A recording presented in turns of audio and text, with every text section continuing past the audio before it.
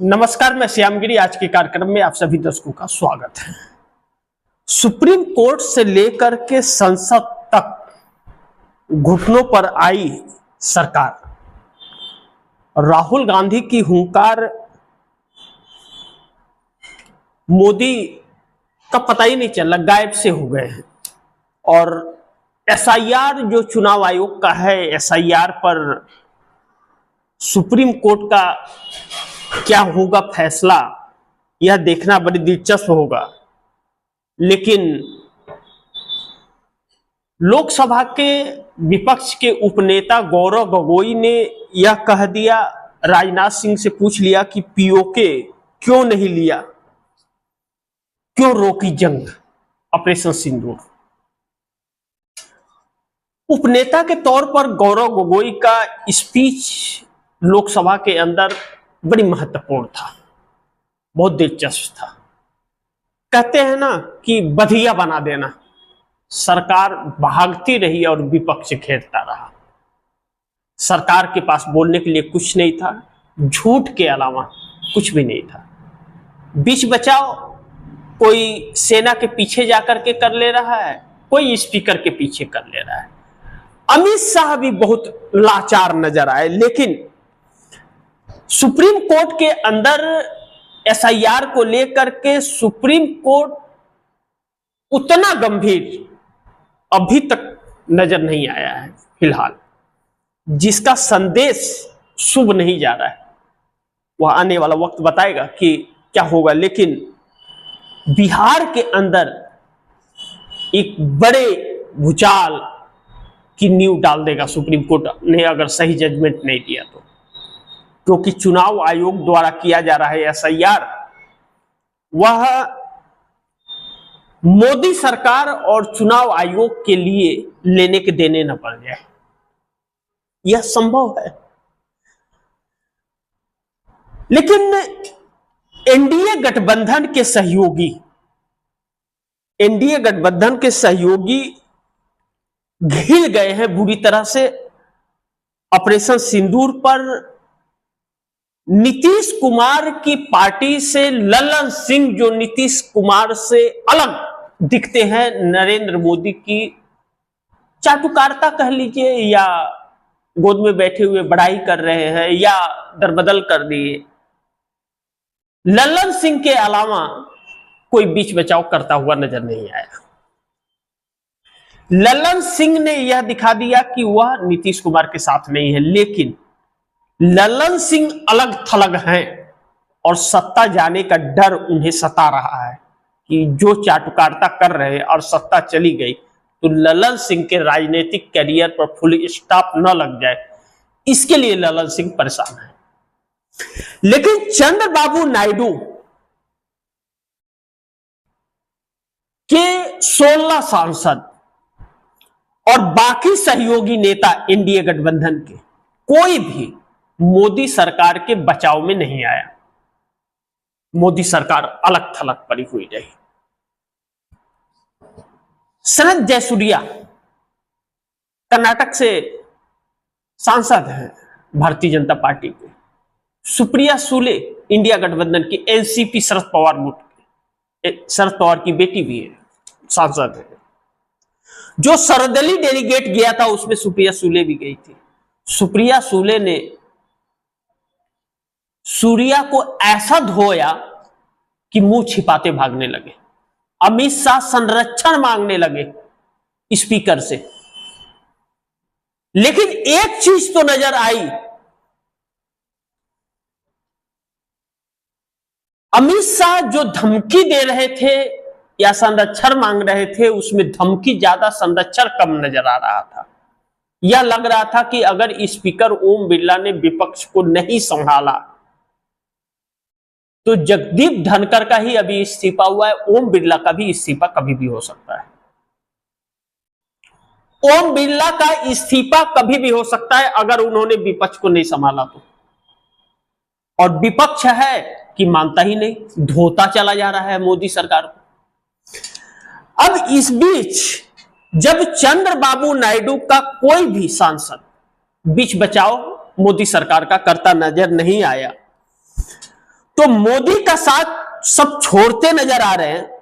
मोदी अकेले पड़े हुए हैं, संसद में बहस हो रही है, चीन पर चुप्पी, ट्रंप पर जिक्र नहीं, लोकसभा में बहस हो गया। सोचिए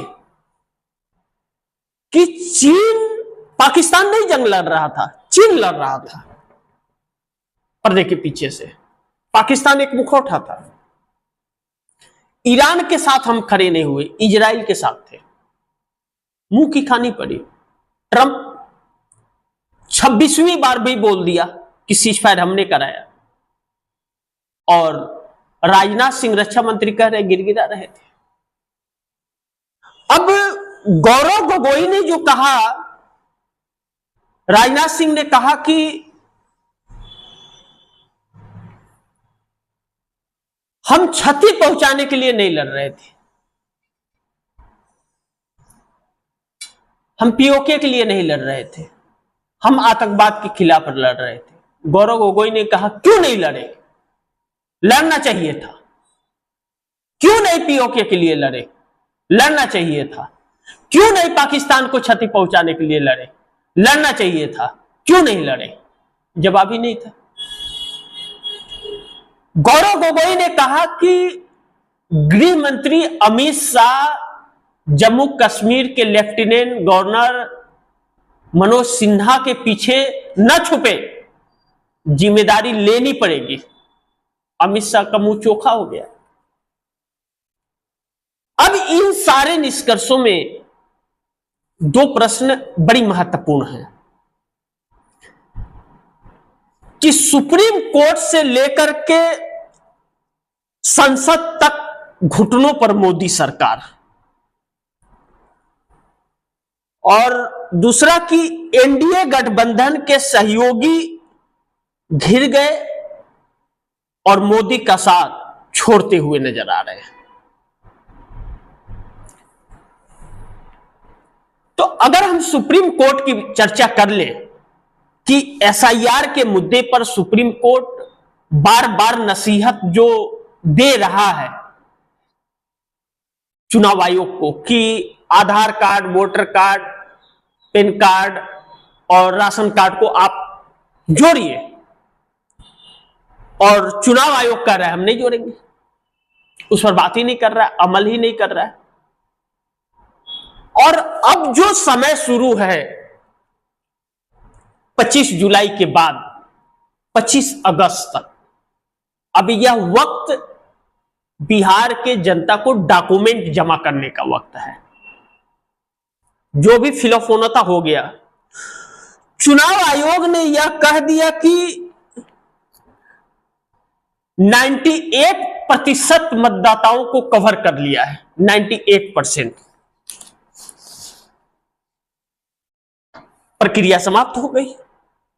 लेकिन कुत्ते का भी वोटर कार्ड और निवास प्रमाण पत्र बन जा रहा है। लेकिन जो व्यक्ति बिहार में जन्मा हुआ है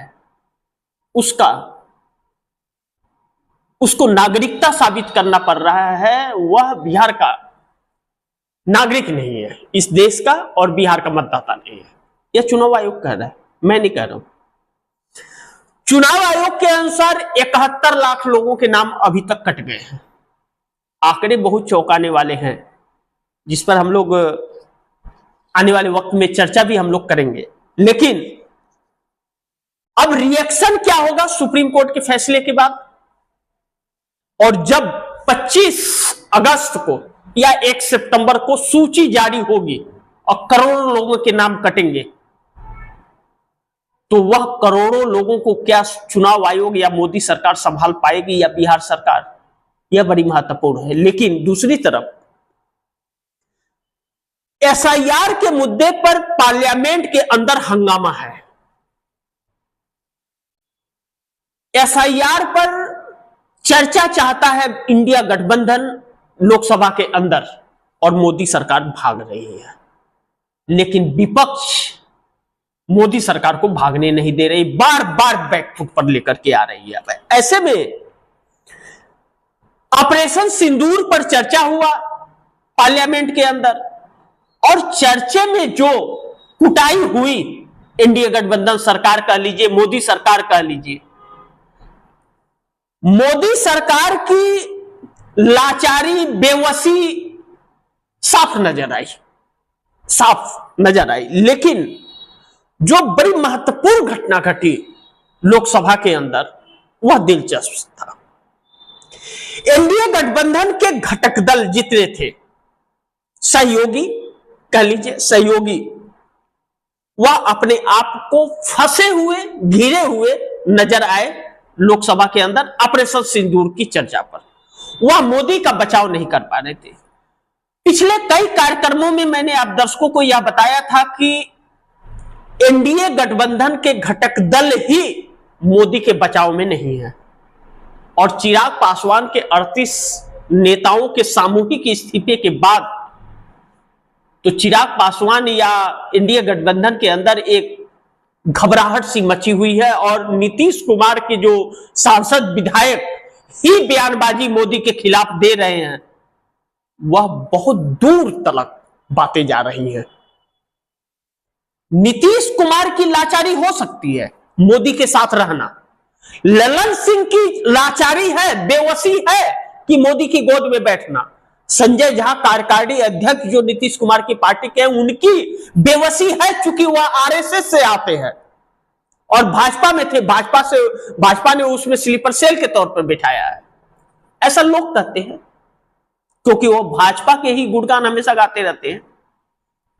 ऐसे में ललन सिंह बीच बचाव करते हुए नजर आए, लेकिन और कोई नहीं, और बाकी सांसद विधायक नीतीश कुमार का मोदी के विरोध में है, एसआईआर के विरोध में है। वह कहते हैं सच न कह पाऊं तो विधायक और सांसद होने का मतलब क्या है, और इंडिया गठबंधन से एनडीए में आए थे, इंडिया में हम चले जाएंगे, खुलेआम कैमरे पर वह कह रहे हैं। यानी कि नीतीश कुमार की पार्टी के दो धड़े एक इंडिया गठबंधन के पक्ष में आकर के खड़ा हो गया, मोदी के मंसूबों पर पानी फिर गया है। दूसरी चीज, चंद्रबाबू नायडू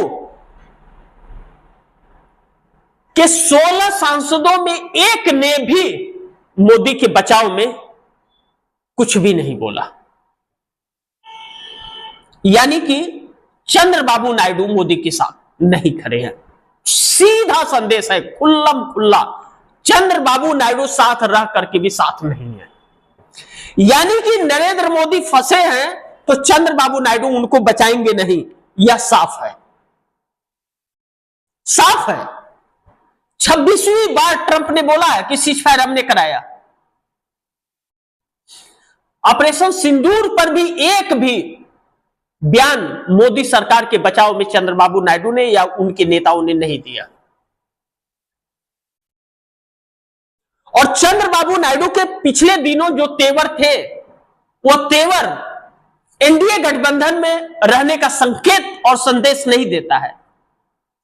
इंडिया गठबंधन के पक्ष में हमेशा उनकी बयानबाजियां और रवैया है चंद्रबाबू नायडू का। इसका मतलब चंद्रबाबू नायडू इंडिया गठबंधन के साथ खड़े हैं। यानी कि मोदी सरकार भी यह समझ रही है कि चंद्रबाबू नायडू कभी भी अब साथ छोड़ सकते हैं, लेकिन मोदी अकेले पड़ गए हैं, इस बात से इंकार नहीं किया जा सकता। और मोदी का साथ सिर्फ चंद्रबाबू नायडू ही नहीं और नीतीश के कुछ लोग ही नहीं, बाकी के घटक दल भी छोड़ते हुए नजर आ रहे हैं, जैसे कि चिराग पासवान का, जो कि मुझे शर्म आती है ऐसी सरकार के साथ हूं मैं। यह मेरा नहीं, चिराग पासवान का आधिकारिक बयान है, आप दर्शकों ने सोशल मीडिया पर देखा होगा। अब ऐसे में बड़ी विडंबना है कि मोदी अकेले पड़ गए हैं और यह संसद से भाग रहे हैं, संसद में आने से डर रहे हैं।